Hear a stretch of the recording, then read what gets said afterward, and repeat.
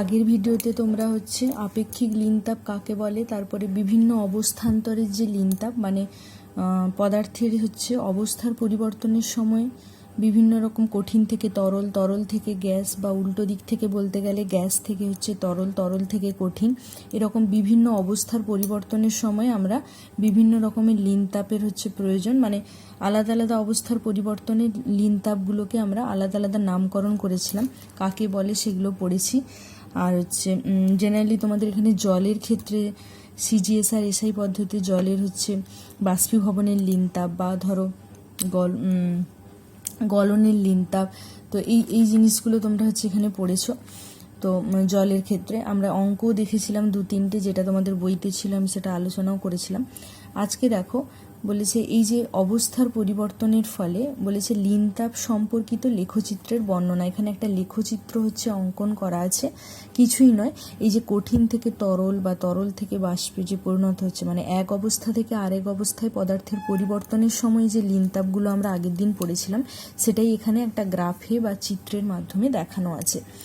গ্রাফটা দেখো এরকম এক্স আর ওয়াই, যেমন তোমরা গ্রাফ আঁকো, এক্স অক্ষ বরাবর হচ্ছে সময় আর ওয়াই অক্ষ বরাবর হচ্ছে আমরা তাপমাত্রা প্লট করেছি, মানে সময়ের সঙ্গে সঙ্গে তাপমাত্রাটা কিভাবে বাড়ছে না কমছে, আর তার সঙ্গে সঙ্গে এই লিনতাপ যেটা সেটার কিভাবে হচ্ছে পরিবর্তন হবে সেটা আমরা এই গ্রাফটায় হচ্ছে দেখব।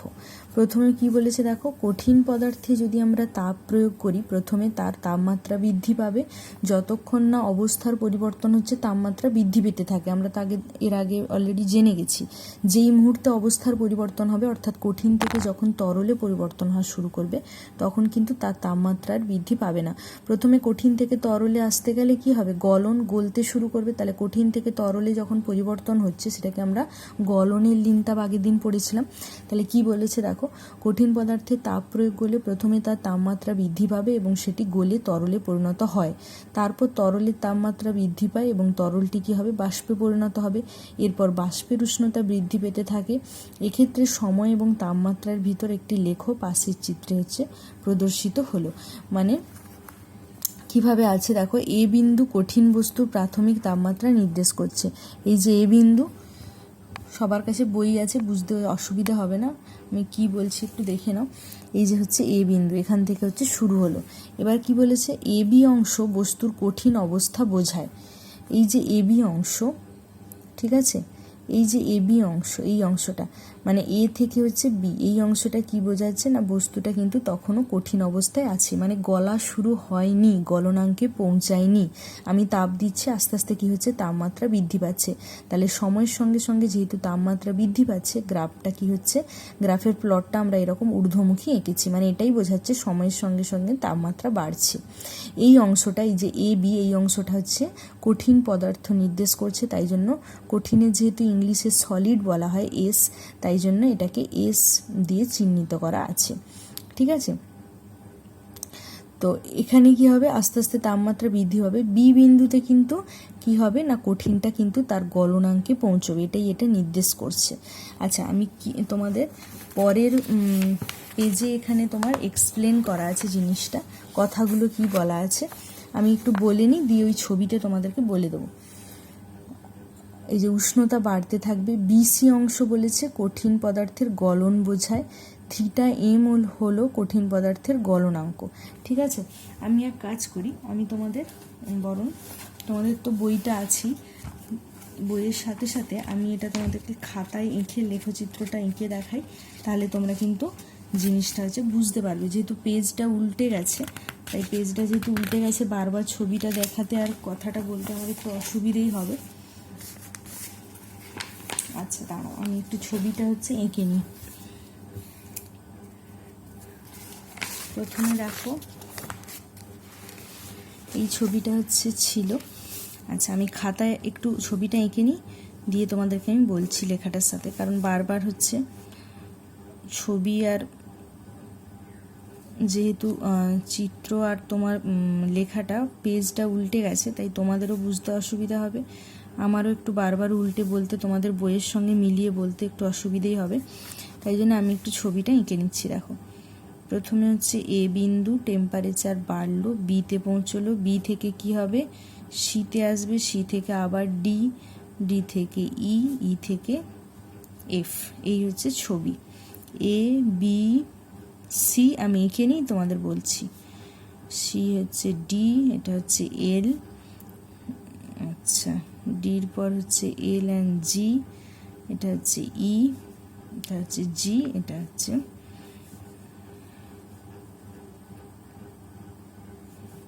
হচ্ছে সলিড বোঝাচ্ছে।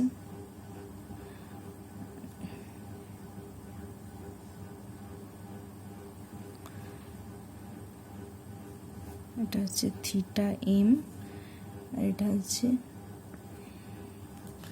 ঠিক আছে। এবার দেখো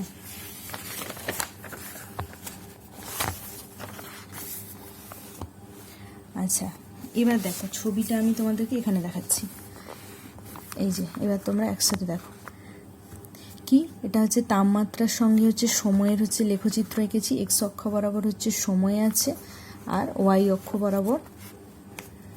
অক্ষ বরাবর কি আছে না তাপমাত্রা আছে। প্রথমে হচ্ছে কি বলেছিলাম, মানে আগের পেজে কি ছিল, এ বি অংশটা কি বোঝাচ্ছে না, এটা কঠিন অবস্থায় আছে। মানে ধরো এখান থেকে শুরু হয়েছে একটা বস্তু, কঠিন পদার্থ, একে আমরা তাপ দিচ্ছি, তাপ দিলে কি হবে, তাপমাত্রা বৃদ্ধি পাবে। বৃদ্ধি পেতে পেতে কি হবে, এ থেকে বি বিন্দুতে যেই মুহূর্তে আসবে তাপমাত্রা বৃদ্ধি পেতে পেতে এর কিন্তু গলন শুরু হবে। তো যেই মুহূর্তে গলন শুরু হলো আমরা বলতে পারি তার মানে কঠিন বস্তুটা এর গলনাঙ্কে পৌঁছে গেছে। তাহলে বি বিন্দুতে এসে এ কিন্তু তরলে পরিণত হবে। তো এখানে দেখো, এখানে হচ্ছে কঠিন, সলিড আর লিকুইড, এস অ্যান্ড এল, তোমরা বইতে নিজেদের বই আছে তো সবার কাছে, তো দেখলে বুঝতে পারবে এই যে বি আর সি এর মধ্যে এটাই বোঝাচ্ছে মানে সেমি সলিড একটা অবস্থায় এটা থাকে। মানে একেবারে পুরোপুরি গলে গিয়ে তরলেও পরিণত হয়নি, আবার একেবারে শক্ত কঠিনও নয়, মানে কিছুটা সলিড কিছুটা কঠিন, সেমি সলিড যাকে আমরা বলি, মানে না তরল না হচ্ছে কঠিন, এরকম একটা মাঝামাঝি অবস্থায় এই অংশটা হচ্ছে অবস্থান করে। এ দেখো বিসি অংশ কঠিন পদার্থের হচ্ছে গলন বোঝায়, ঠিক আছে।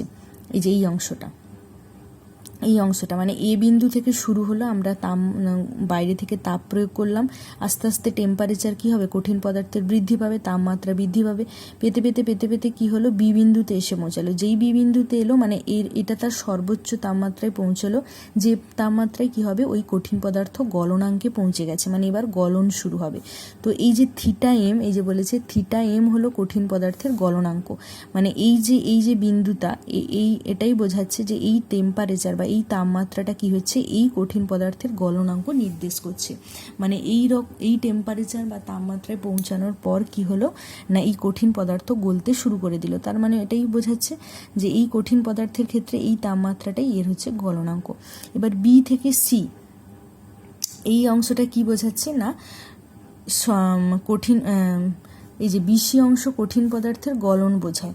এই দেখো এখানে আরেকটা কথা বলেছে, গলনাঙ্ক হলো সি বিন্দু সম্পূর্ণ গলন বোঝায়। মানে বি থেকে সিতে এসে কি বোঝা যাচ্ছে, বি বিন্দুতে কি কঠিন পদার্থের গলন শুরু হয়েছিল, শুরু হতে হতে হতে হতে গলতে গলতে, ধরো আমি কথাই বলছি, ধরো যা কিছু যেগুলো ধরো গলে যায়, নর্মাল আমি বলছি, ধরো বরফের কথাই যদি আমি বলি, তো এরকম একটা ধরো বরফ আছে, তো সেটা এর গলন তাপমাত্রা বাড়াতে বাড়াতে কি হলো, যেই মুহূর্তে একটু একটু করে বরফ গলা শুরু হলো সেই মুহূর্তে আমরা কি দেখতে পাবো, যে যেখানে তুমি বরফটা নেবে, পাত্রই হোক যাই হোক, বরফও আছে আবার কিছুটা জলও আছে।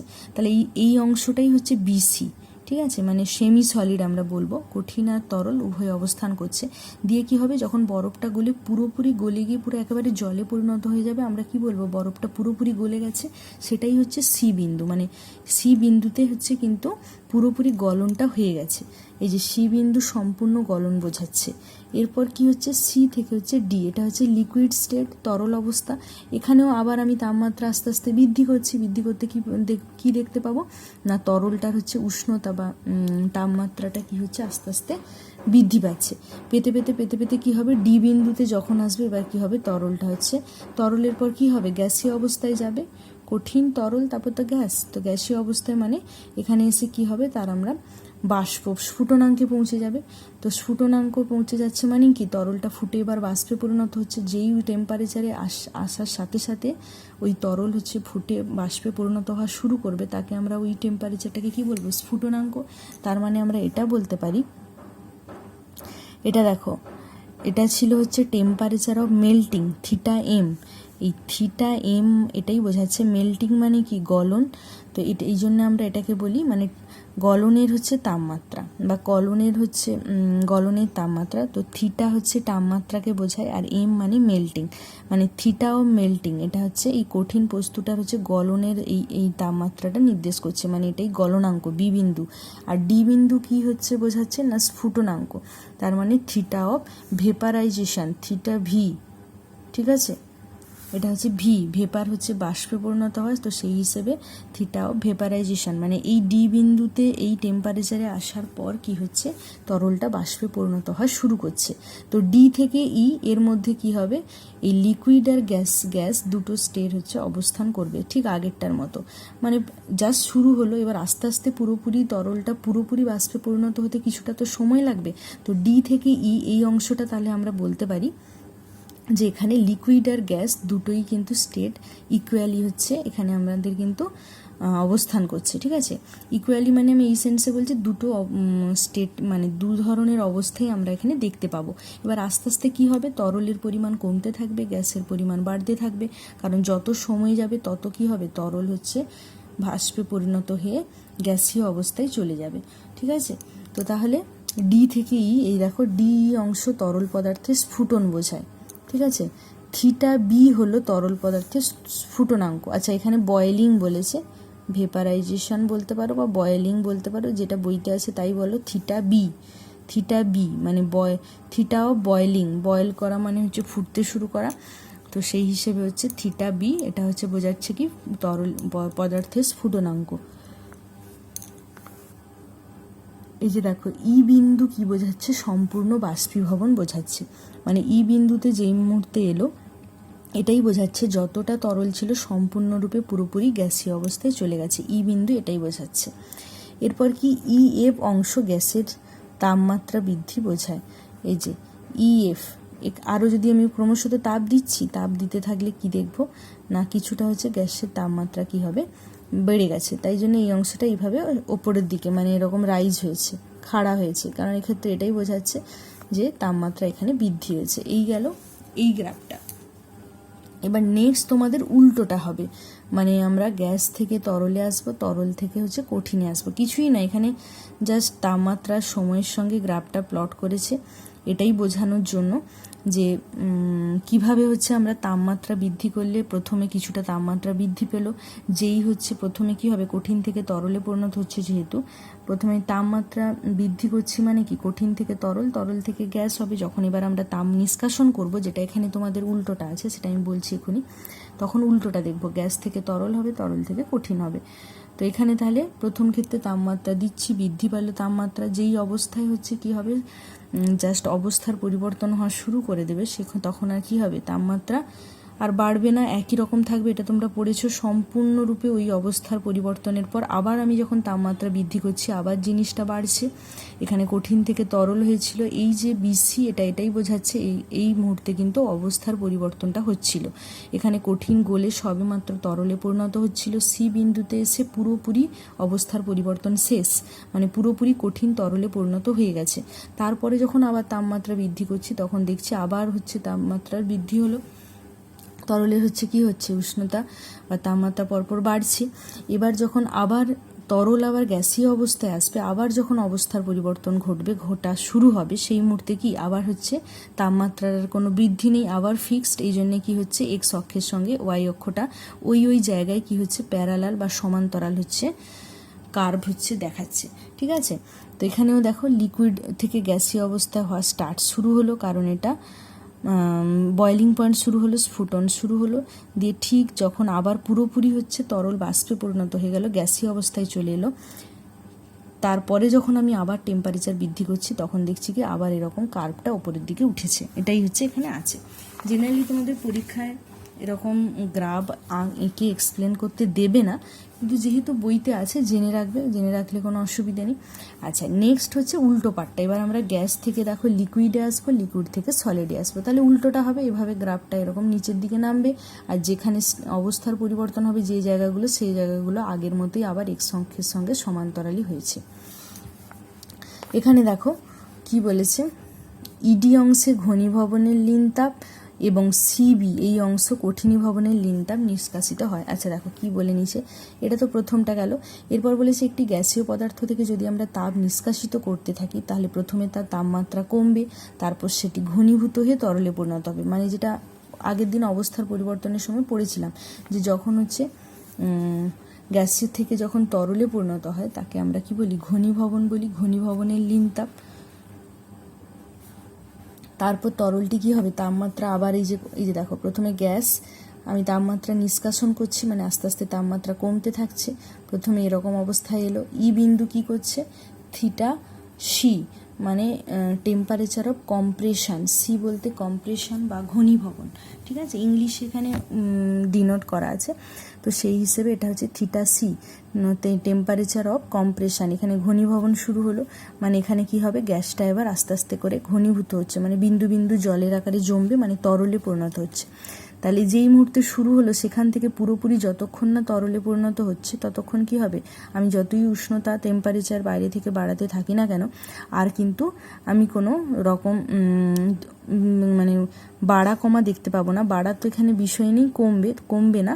এখানে যেহেতু অবস্থার পরিবর্তন শুরু হয়ে গেছে এক্স অক্ষের সঙ্গে কিন্তু সমান্তরালই থাকবে, কারণ উষ্ণতার কোনো রকম চেঞ্জ হচ্ছে না। আবার এখানে এই একই রকমভাবে দেখো গ্যাস আর লিকুইড দুটো স্টেটই আছে।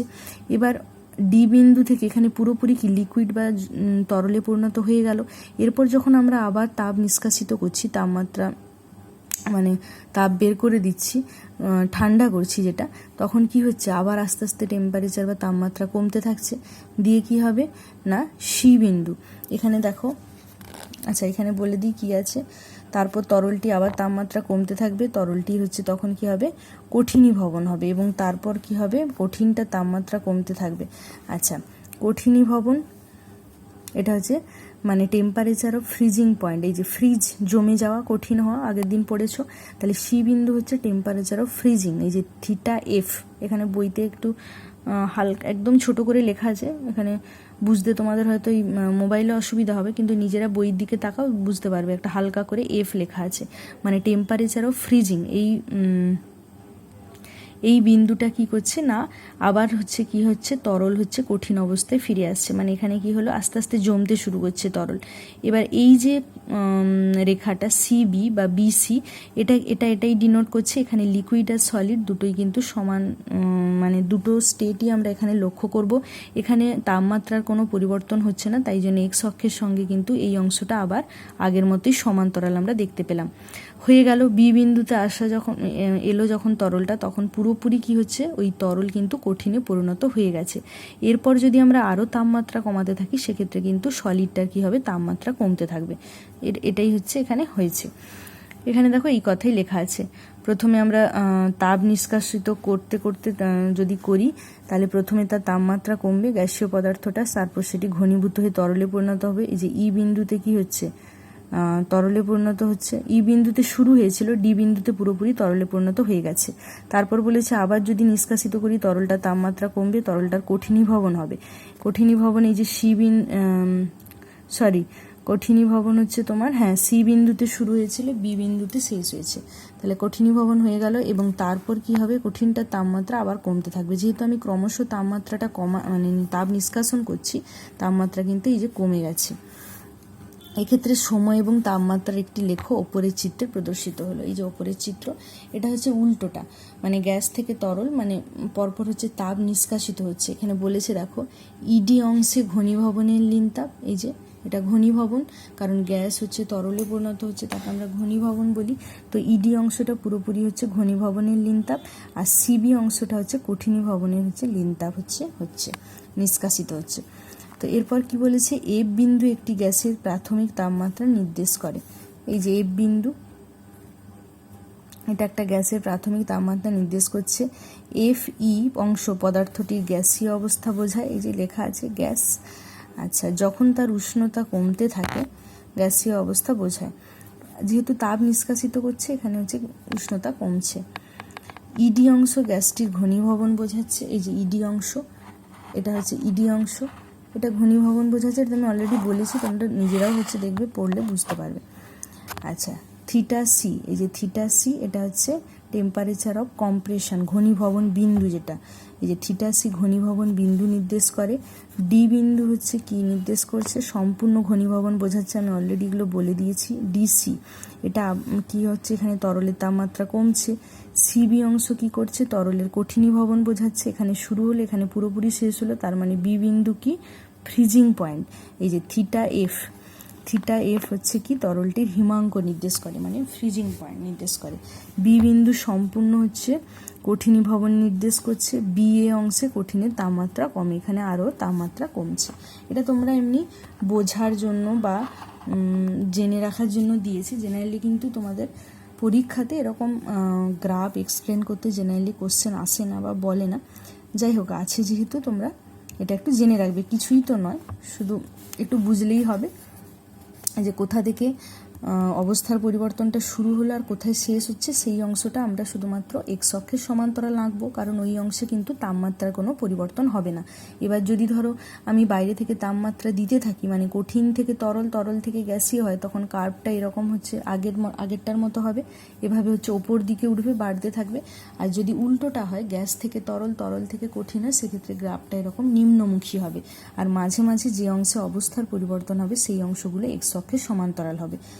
আগেরটাতেও তাই, ওই অংশগুলো একই থাকছে, শুধু তাপ নিষ্কাশিত করলে এইভাবে গ্রাফটা নিম্নমুখী আমরা দেখতে পাচ্ছি, আর যখন তাপ দিতে থাকবো সেক্ষেত্রে গ্রাফটা এরকম ঊর্ধ্বমুখী ছিল। ঠিক আছে, এবার যে পয়েন্টে ধরো অবস্থার পরিবর্তনটা শুরু হলো, সেই অংশে কি অবস্থার পরিবর্তন হচ্ছে সেটা দেখে বলতে হবে এটা ঘনীভবন না কঠিনীভবন, বা ধরো আগের গ্রাফটাই যদি বলি কোনটা হচ্ছে তোমার গলনাঙ্ক, কোনটা হচ্ছে তোমার স্ফুটনাঙ্ক, সেটা হচ্ছে একটু ডিপেন্ড করে তোমাদেরকে জিনিসটা যেমন রাখতে হবে, আর কিছুই না।